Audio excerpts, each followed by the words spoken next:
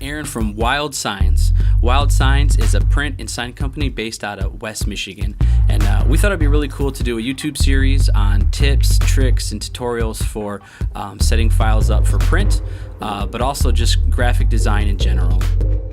This first episode, we're talking about what format you want to save your file in for the web and for printing.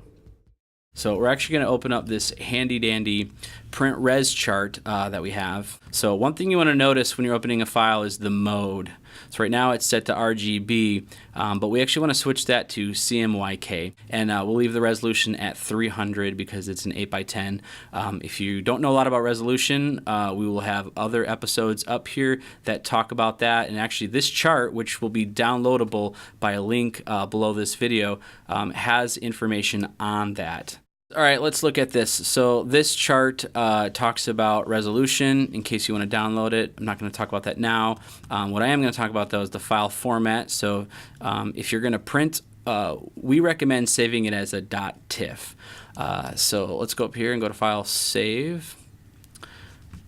And we'll go to Desktop, and we got TIFF here in the format. Yours might pop up with something else as the default, but you want to come down here to TIFF, click Save. Two things you want to notice here. One is the image compression. It's set to LZW. That's what we want. Yours might default to none, but adding a little image compression will not hurt the print quality, and it does lower the file size drastically. And then down here, if your file has not been flattened, you need to come down here and click Discard Layers and save a copy. If it's flattened, this will be grayed out and you won't even have that option. So we're going to go down there, click OK, LZW compression, and make sure that you're in CMYK mode. If you found this video helpful, please subscribe to our channel. We're going to be posting lots of helpful videos with tips and tricks that'll hopefully help you learn and hopefully help you think about things differently and maybe try some new techniques that you haven't tried before.